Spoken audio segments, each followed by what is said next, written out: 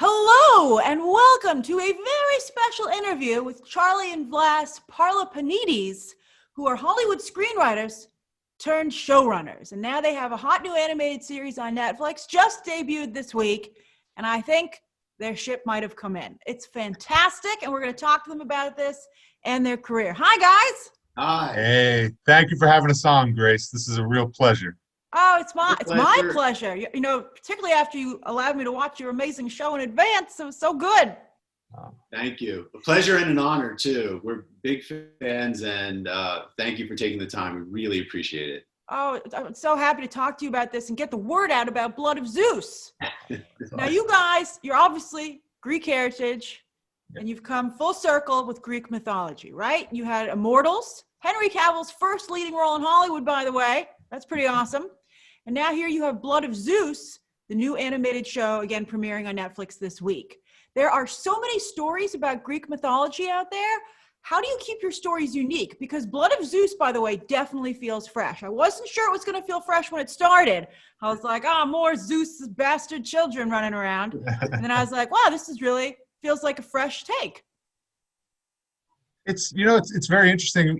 We always say that Greek mythology, the Olympians were the first superheroes. And we think the reason why they're still relevant is that really it's still the same language that we're used to and that we continue to speak in. In a lot of ways, we think Marvel and DC, they took the Olympians and they put costumes on them because they have the same kind of they have arch enemies and they have rivalries and they have origin stories. Yeah, you guys have huge fight scenes in this show. And I would be like, oh, that's like Quicksilver's power. There's Storm. And I was like, Storm should do that with her lightning. Why has Storm never done that? It's the perfect analogy. And so that's why we think it's still relevant, and we think it's something that's really kind of beloved, and there's stories that are so well known. And part of it is because just as writers, out of sheer necessity, because the business has moved towards IP and, big brand and tentpole stuff, we don't have a catalog of source material to draw from except what's in the public domain. And because we've always loved Greek mythology so much, we've always kind of, turned back to it, which for us is it's just a pleasure and a joy. But that's why we've always kind of turned to it. And if I may, Grace, you're a writer. So, as a writer, you have to ask yourself a question. You're asking yourself questions all the time. So it started off with a what if. And as we've mentioned before, Greek mythology was an oral tradition that was passed down from generation to generation. Many of them were never transcribed.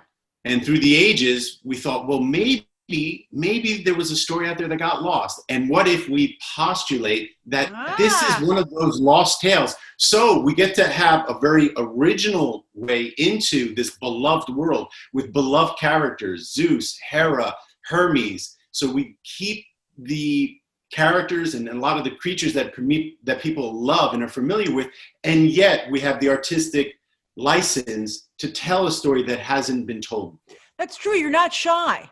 You're not like, oh, I can't do that with this god, or I couldn't have this happen. I was like, wow, I don't remember that ever happening in Greek mythology, but it should have. That was awesome.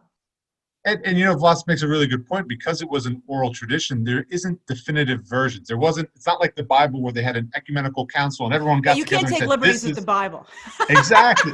Listen, it's a very different thing. But with this, sometimes you'll read one version and, Poseidon is Theseus's father. Another time it's, Zeus. Another time it's this.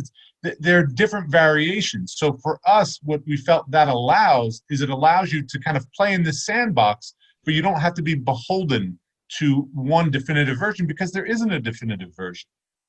Well, also, I have to say this show, a lot of times I was like, this feels like live action. Did you ever have a plan where this was supposed to be live action?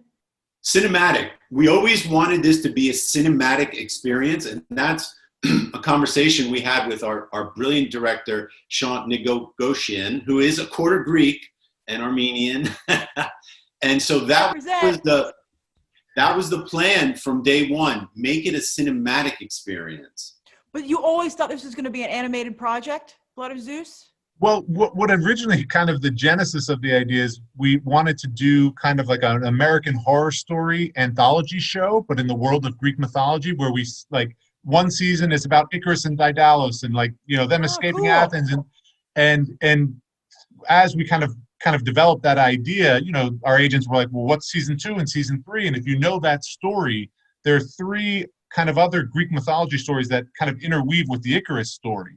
And when we were researching that and looking at that, we said, without spoiling the show, it's like, if you took half of this story and half of this story, that would really fit well together. And that would be really interesting. And no one ever asked about what happens to this guy in this story. What if he was the main character? And that's really how this idea came to fruition, but nothing ever came of that. But then we had a general at Netflix, and John Derderian, who is the executive behind Castlevania. A general is when you go and you just pitch. For people who don't know the lingo, you guys are so inside Hollywood. You guys are just spouting lingo out here. So a general is when you go and you just are talking about what would you like to do for Netflix, right? Exactly. Okay. It's just, it's an open forum to just kind of bounce ideas off of them and see, if they respond to anything. And John had asked, do you have anything you think that could be in the public domain that has awareness? Because they're always very conscious of the fact that this is an era of peak content and there is so much stuff out there. And we said, well, we always had this idea in the world of Greek mythology, and we pitched him the idea and he was interested. And that's how this all started. So there were some invisible steps, And I know Netflix is a global platform, so that's even better because Greek mythology is something that, of course, everybody knows. It's amazing to see. Yeah, go ahead, bro. I'm sorry. No, absolutely. Just wanted to add that it has an awareness, but we're very thankful to John for believing in the show because he took a gamble on our show.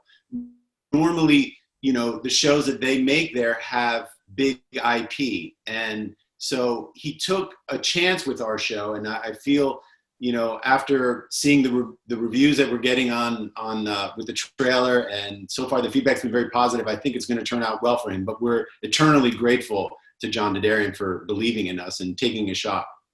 Well, with animation, did you have to go, you guys never done animation before? Yeah. We've always just been fans. Did you have to, our animation is fantastic. Did you have to go and find an animation studio yourself, or did Netflix hook you up? How do you get into this? John Derderian, the executive who's in charge, and basically he's the one that brought animation to Netflix. He started off licensing Japanese animation and getting it on their platform. But after, basically what he had told us was, we pitched him the idea, we gave him a little write-up, and he said, listen, guys, I love this.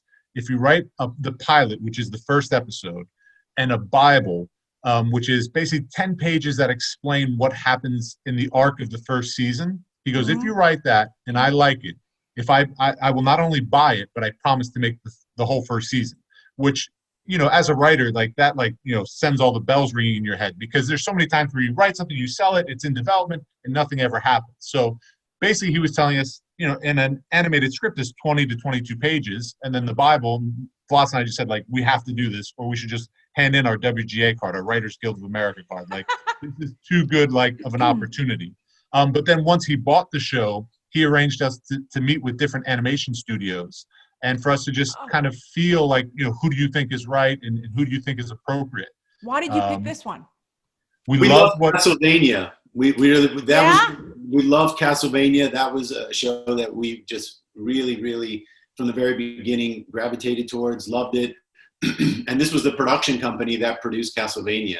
And we really loved Brad, the CEO, and Mike Hughes, Brad Graber and Mike Hughes. They were great. And that was a big part of it. Those guys were very... you chose wisely. They're doing great things. And Brad, if you ever meet Brad, he looks exactly like Josh Brolin. It's uncanny how much they look alike. He's like, I get that every meeting. Really? But he can't, yeah, it's unbelievable how much he looks like Brad. As much he looks like Josh Brolin. I think you had it right. Yeah. Josh Brolin looks like Brad. And what was great too is that Brad, though, was the perfect combination of caring artistically and on a story level, but also you could tell he was super organized and that he was a good businessman, and he was just great. He blew us away. Well, the action is so well done. It was great. He did an it was amazing job. Avatar: The Last Airbender, and the chorus series that followed, a really good animation action wise, and I feel you have really good action as well. Thank you. That's the director. The director Sean did an amazing job.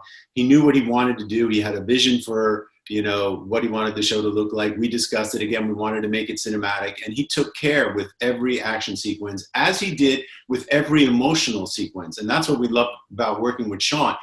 We were able to sit with him and say, hey, you know what? This emotional beat here is important, and we're going to tie this emotional beat to that emotional beat, and so on and so forth. And he understood that, and he milked those moments, and that's why he did such a brilliant job, we feel. And that's why we feel also people are going to love the show, because again, the directing is A+.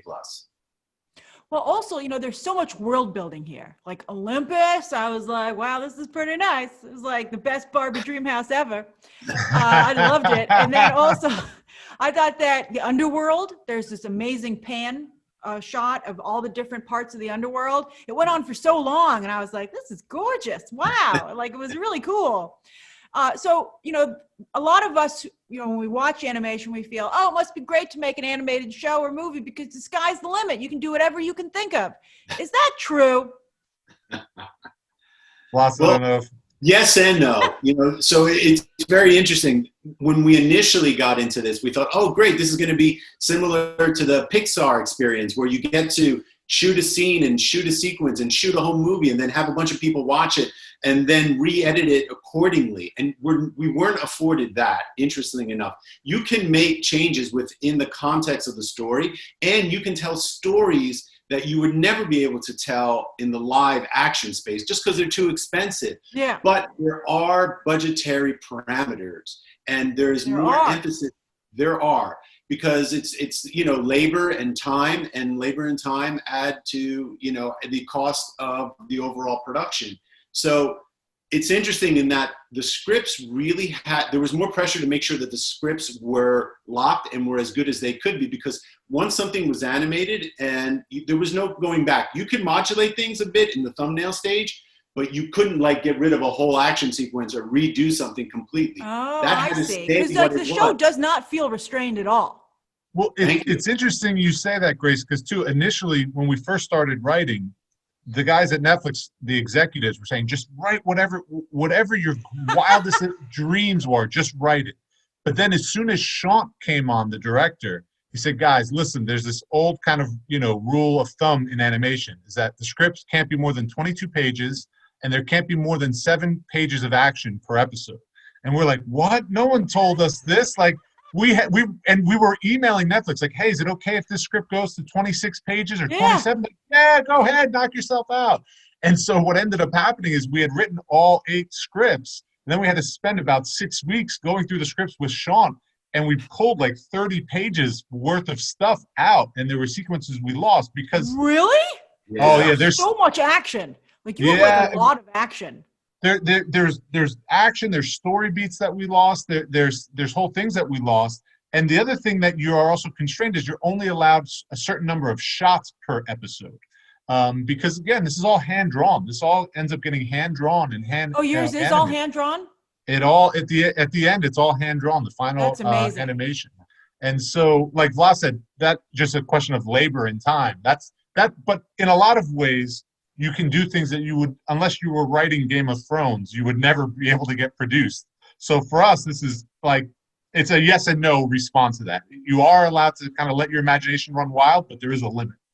Well, and speaking of Game of Thrones, we love Game of Thrones. And one of the challenges with 22 pages is that we had more than one character. And when you have more than one character, you want to have a huge cast.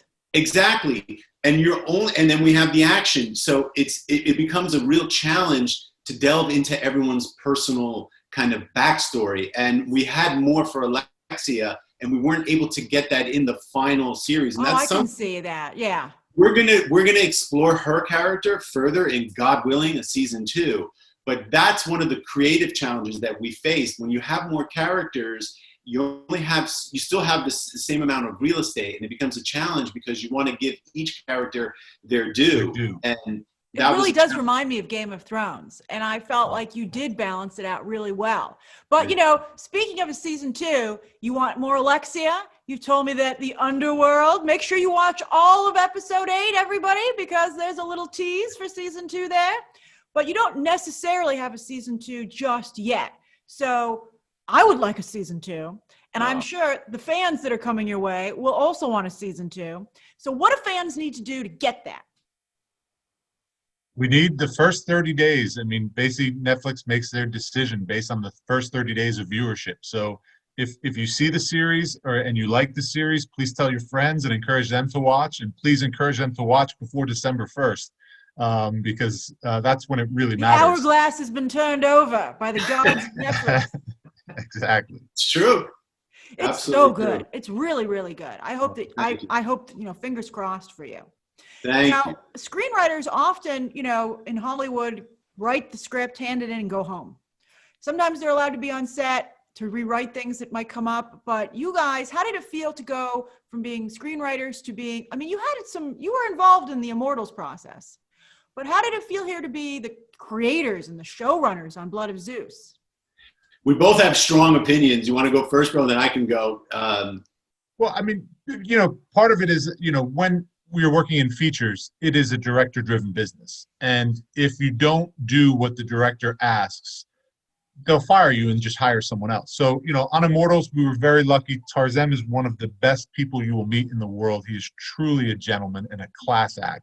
And we loved working with him. But we were rewritten on that. They brought 2 other writers on, and they were, we're still proud of that film, and we think that the film works. But there are things that, we would have done differently. But that's just part of the process. That's just now par you've for the proven course. yourselves, because this new show is perfect. Oh, You're like, see, when nobody Thank you. interferes, Thank it's you. perfect. Oh. Listen, it just, we tell people, like, if you don't like a movie, blame the director. If you don't like a TV show, blame the writer. So Because TV is really for writers. It is. You get to, and listen, we're not writers where our words are precious and you can't change them. Oh, yeah. Like, You just cut out a bunch of stuff you just talked about. Yeah.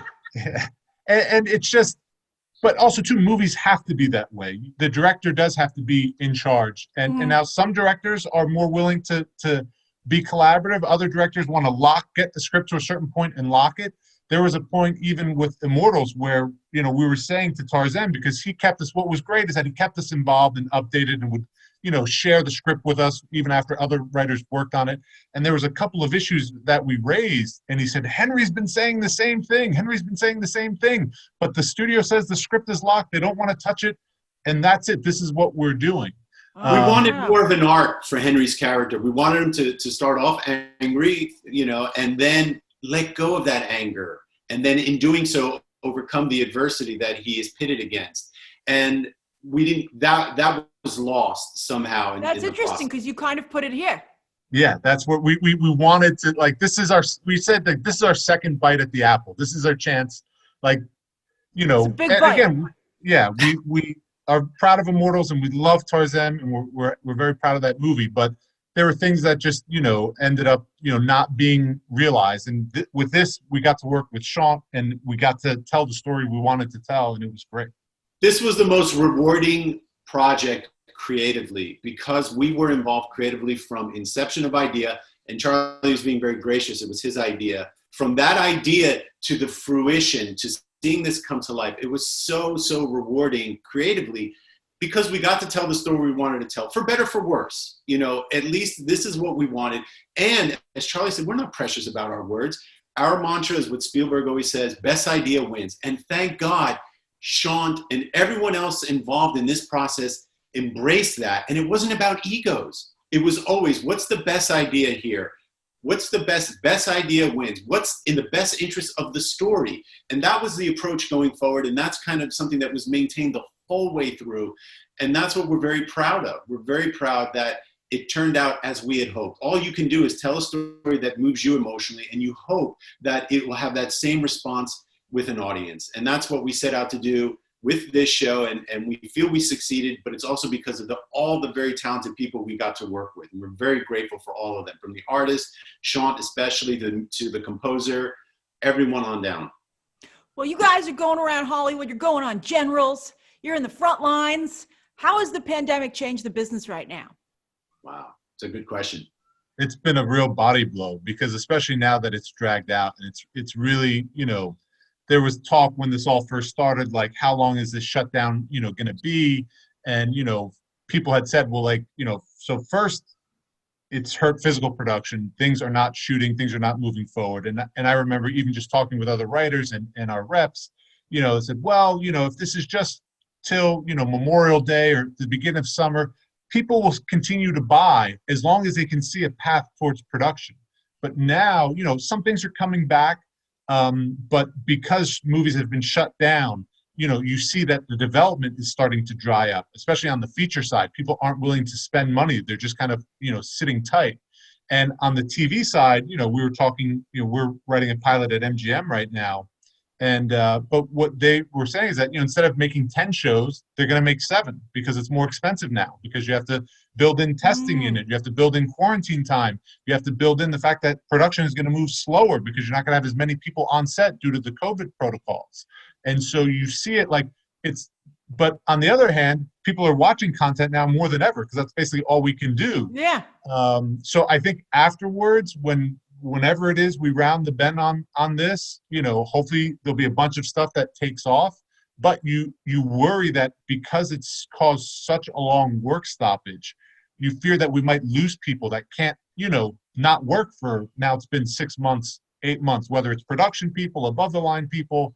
It's really taking a toll on the business. We heard too, Grace, that basically the business is shut down now. Normally that happens after Thanksgiving. We've heard it's shut down now. Literally HBO, we heard, not buying. With projects that have A-list actors and directors attached, sorry, we're not buying. We just don't have the money. Yeah, so people don't, that's something that happens in Hollywood. After Thanksgiving, it's done.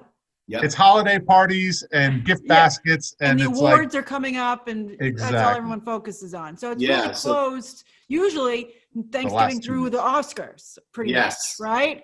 But now you're hearing it's now. Now, it's right now. One thing that I would add is, because of, you asked about the pandemic, one thing that we love about the show, and this is a kind of a plug, sorry, but we feel it's an escapist type of tale, in that a lot of what Spielberg used to do, or even Star Wars or Lord of the Rings, where it takes you into a world and you forget about your everyday life for a little bit.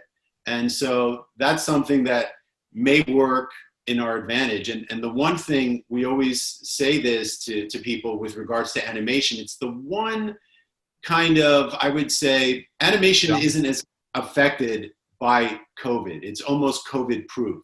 So it's, we feel, our mom always prays for us. This is a prayer that's been answered by her working in this space. We loved it. It's COVID proof. And it's been a real joy professionally and creatively. Yes, because I've heard a lot of animation studios have just, everyone's working from home. It's not a problem. And I know even Disney Animation has done that. Everyone's just had their workstations moved to their houses. And we know Powerhouse has been approached by networks. They say, we bought this show. We have 8 episodes. We were going to do it live action. Can you animate it? Really? Yeah. But part of it is they're like, we want it in March. And they're like, guys, that's physically impossible. Like, we can't, that can't be done. How long did it take to animate Blood of Zeus? Well, I mean, 18 months storyboard, but there was a little hiatus in there, but it's about 1.5 years. Wow, that's long. So 2 final questions. The first is, for a lot of people who are in the Beyond the Trailer community would love to be a screenwriter. They'd love to do what you do. What is some realistic advice about getting started? What are good first steps?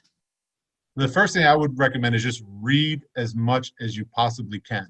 You cannot be a writer unless you're reading scripts. And the great thing is nowadays you can find scripts online. There are writers groups, but I always tell people, do not start to even attempt to write a script until you've read either 100 scripts or 100 pilots. It's like saying I want to play basketball, but you don't practice dribbling. So read as much as you can. So watching the movies and watching the TV shows doesn't count. You need to read. No, that helps too. It helps, but you got to read. You have to do the reading. Watching helps, and like sometimes it's important. The best is when you can read a script and then watch the movie and see, because there's always things that you cut, you lose. You're like, oh, we understand that. We don't need this scene, or oh, this is what this is referring to. But I think in order to write, you have to you start to get a feel for the rhythm of a script and how they work. Sorry. No, go ahead, bro. No, and I would add to that, you have to write as much as you can. We believe in Malcolm Gladwell's, 10,000 hour rule. You always need to be writing as you're always reading. You need to be doing those types of things. And I think that what your listeners probably want to hear, then you're going to reach a point like where, okay, you're good enough to share your stuff. And at that point, if you can write it's changed so much since we started. But when we started, we had a script. It had a big idea. It was also personal. You have to have both. If you can write something that has a big idea and is personal to you, and you reach a certain level where your craft is pretty solid, then it's about getting it to the right person, at the right time. And usually you can do that through a manager. It's hard to get agents now, but a manager will at times is more approachable. And if they that's great advice. Yeah. You need representation. A lot of people feel they can submit without representation. I don't believe that's the case. Most places legally won't accept it because they don't want any kind of, lawsuits or litigation. The other thing that I would say is that I see a lot of people, they'll enter writing contests. There's really only 2 or 3 that matter. Like apply to the Nicholl Fellowship, which is run by the Academy of Arts and Sciences, the Oscars basically. Mm-hmm. If you are a quarterfinalist in the Nicholl Fellowship, you will get queries from managers and agents that will want to talk to you. So that and South by Southwest runs like a really good script competition. I see a lot of young writers, they're sending their submissions to these contests where it's basically just like it's a scam, and I hate to see people waste money. What's the there's third? Only a few that there's only a few of the third. So the Nicholl Fellowship, the Nicholl, South by Southwest? Austin. So the Austin Film Festival has a in the Sundance Lab. They have the Sundance Lab. Those three, like if you break through in any of those, good things will start to happen for you. Now listen, I don't want to say like every other one is a waste, but those are ones that will actually make a difference. So at least make sure you apply to those. Because there's always a fee. So you want to make sure that there's always a fee. It's worth it. And listen, there's examples like, the show Extent, which was on CBS. That was through I forget the name of the contest. That won that contest, and it just so happened that one of the judges was a manager, and then it got sold. So I'm not saying like all the other ones are completely worthless. Well, I think a good part of that is do your due diligence. See who the judges are, see what's going on, and that way you'll have a good idea. So finally, I have to ask, and this is going to be tough because you have so many wonderful characters on your show. Who is your personal favorite character on Blood of Zeus? For me, it's like, which one's your favorite child? Just go ahead, just choose a child. Like, how can you possibly, choose? I'd say that there's favorite moments for me, and I don't want to give any of them away because those would be spoilers. Oh yeah, don't. It's a very surprising show. Charlie, what would you say? You have a favorite child, Charlie? Well, I mean, listen, I've always loved Zeus, and so for me, it was just great to be able to, write something with him as a central character. I don't know if I could say like it's my favorite. The one other thing I'll say that I'm very proud of, and this is something we always told Sean, is that we don't have villains. Like Seraphim and Hera aren't villains; they're antagonists. They're antagonists, but they're not villains. Like we still want people to root and care for them too. I don't know. Hera got like pretty villainous in my opinion. Yeah. Wow, true, she's got to be stopped. Yeah. Well, you know what? It's what Sorkin says. You have to spend time and you have to think about what does each character want. And sorry about that. And then once you figure that out, how they go about getting that defines their character. Oh, totally. So we spend a lot of time with them. Sorry. Thinking, okay, this is what this character wants, and really kind of, making sure that we knew what they wanted, and then, again, how they go about getting that defines their character. Right. Well, I have to tell you, that was just an absolutely wonderful show. I love it. I'm so happy for you. I hope everybody gives it a chance, because once you start, you will finish it. It's 8 half-hour approximate episodes that are on Netflix right now. Blood of Zeus. Thank you, guys. Thank you so much. Thank you so much for having me.